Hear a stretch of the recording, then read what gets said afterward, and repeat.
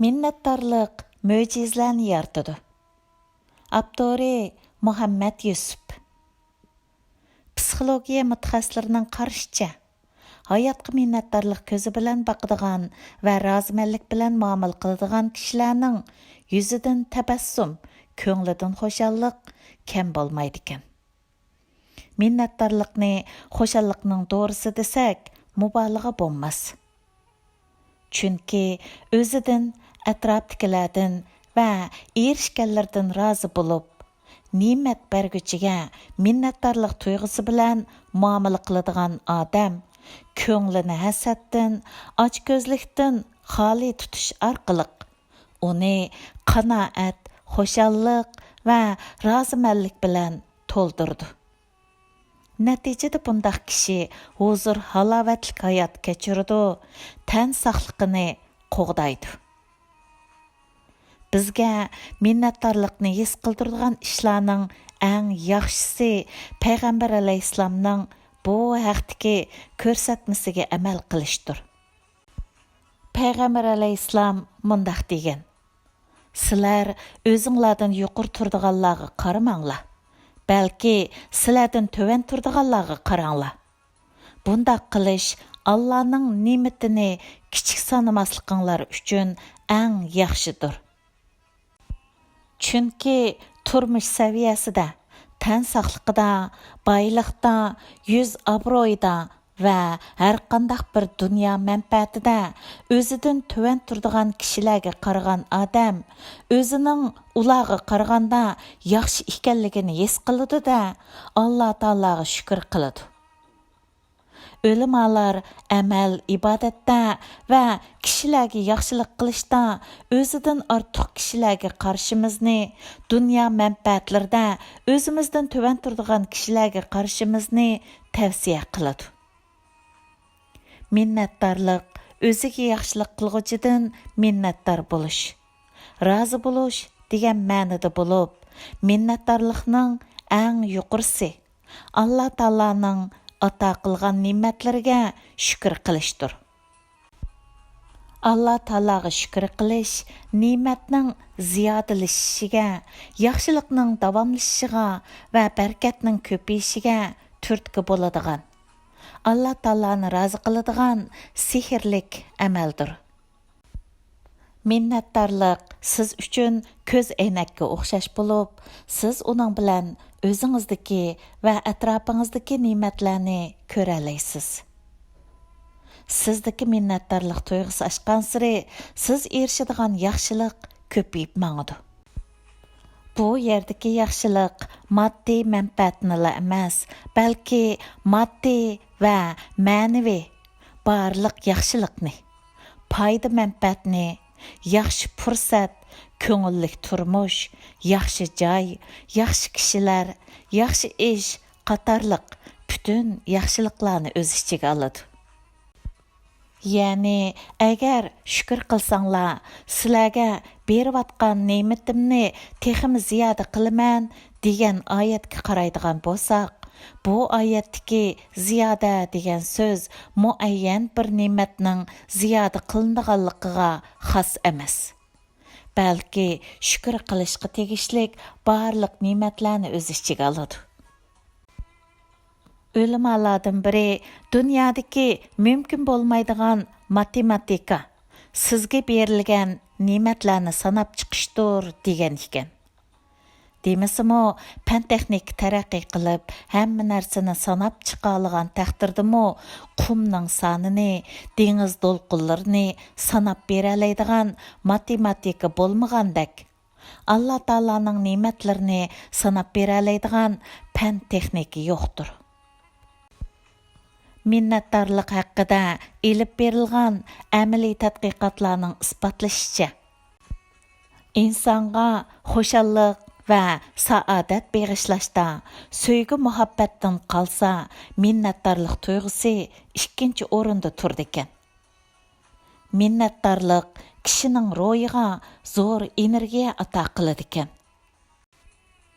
Minnatdorlik tuyg'usi bilan yashaydigan insonlarning harakatchanligi, xushalliqi va hayotlik ko'rishidagi faoliyatchanligi oshadi ekan.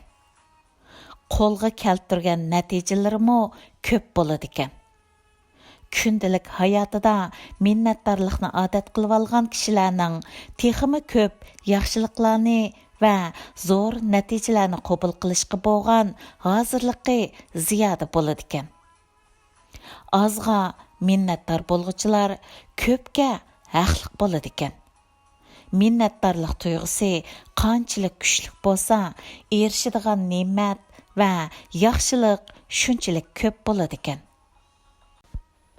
Hayotda natija qozongan mashhur shaxslarning tarjimalarni o'qib ko'radigan bo'lsak, ularning minnatdorlikni kundalik hayotida odat holiga keltirib olganligini va ko'plarining g'alaba qozonishining asosliq sababi hayotga minnatdorlik tuyg'usi bilan muomala qilganligini ko'ramiz. Minnatdorlik his qilishning bosqichlari. Hayotimizda minnatdorlikni his qilish va uning sihriy kuchini o'tirg'i chiqarishning bosqichlari tovandikicha. Birinchi, o'zimizga ato qilgan ne'matlarni bilish, tonish va his qilish. Ikkinchi, hayotimizdagi ne'matlarning qimmatini bilish va ahamiyatini tonish. Uchinchi, ne'matlarni ato qilgan Alloh taologa shukr qilish. To'rtinchi, bu ne'matlarga erishganligimizdan xushallik va saodat his qilish. Yuqorqilar hayotimizda minnatdorlikning sihriy kuchini o'tirg'i chiqarishning asosliq bosqichlaridir. Minnatdorlikdan maqsad Allohga shukr yoki alhamdulillah degan so'zlarni takrorlash emas, balki Alloh taologa qarta chin ko'nglimizdan chiqqan minnatdorlik tuyg'usini his qilishdir. Mana bu saodat, mana bu xushallik. Minnatdorlik prinsipi. Birinchi, o'zimizga ato qilingan har bir ne'matning Alloh taolo tarafidan qilingan fazli karam ekanligini tonish va chin qalbimizdan uni e'tirof qilish. Ikkinchi, Alloh taologa dili, tili va amaliyati bilan shukr qilish. Ma'lumki, shukr til bilanla yoki dil bilanla ado topmaydi. Til bilan ado qilinadigan shukr ne'mat berguchining ne'matlarini va ota insonlarni til orqali so'zlash ham sanash bilan bo'ladi. Ya'ni Rabbingning ne'matini og'zingdan tushirma. Dil bilan ado qilinadigan shukr ne'mat berguchining ne'matlarini va ota insonlarni e'tirof qilish, chin yurakdan uningga minnatdor bo'lish va uni so'yish bilan ifodalanadi. Amaliyati bilan ado qilinadigan shukr ne'mat berguchining ne'matlarini va ota insonlarni Alloh taoloning amr farmonlarini o'rindash yo'lida to'g'ri yerlarga ishlatish, yo'qsillarni yo'qlash, yetimlarning beshini silash bilan bo'ladi. Masalan, tan saqliqdan iborat bu katta ne'matni o'yin tomosha va harom ko'ngil etishlarga ishiltib tugatmasdan Alloh taologa ibodat qilish, ustimizdagi farz va majburiyatlarni ado qilish va insoniyat uchun foydali bo'lgan ishlarni qilish bilan o'tkazish. Bu ne'matni ato qilg'uchiga shukr ado qilganlik bo'ladi.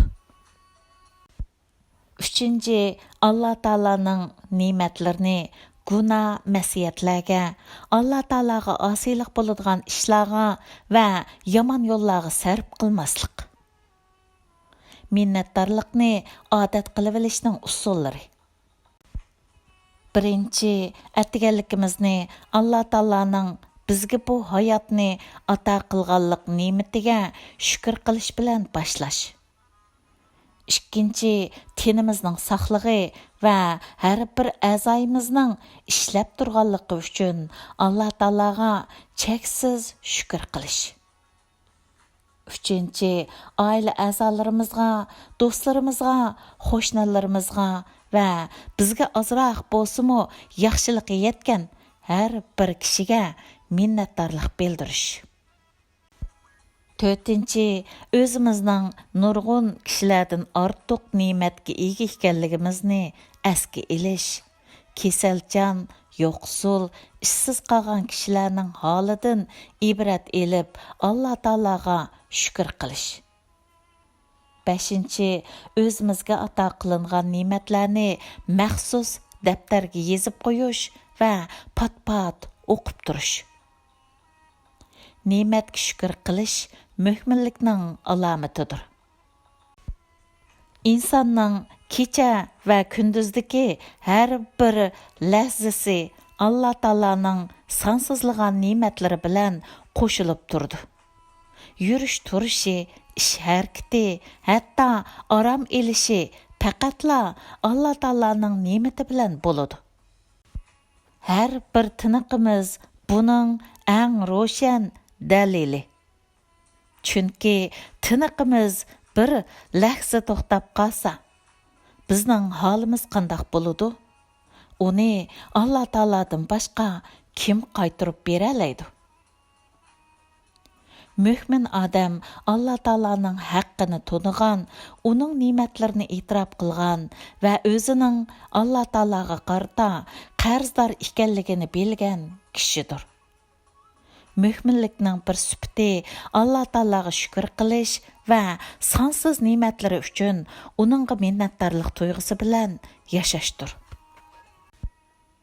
Alloh taolo mo'minlarga mundoq degan: "Ey iymon etganlar, agar Allohga qulchilik qiladigan bo'lsanglar, biz sizlarga ato qilgan halol narsalardan yanglar va Allohga shukr qilinglar." Alloh taolaning insonlarga ato qilgan ne'matlari va ihsonlari haqiqatan son-sanoqsiz va hisobsizdir. Sizlar Allohning ne'matini sanab tugtalmaysizlar. Bu ne'matlar va bu ihsonlar har qanday aqli bor insonni ne'mat berguchiga shukr ado qilishga majbur qiladi. İnsanның aqli va xarakteri yaxshilikqa yaxshilik qaytarishni, ne'mat berguchini ulug'lash va hurmatlashni insoniy burch deb biladi. Biror insonning qilib qo'ygan yaxshiligiga minnatdorlik bildirish qarz bo'lgan yerda barcha ne'matlar bilan bizni qo'rshab turgan zotga shukr qilish va minnatdorlik bildirish to'liq zarurdir. Tugidi. 2020 yili 11 fevral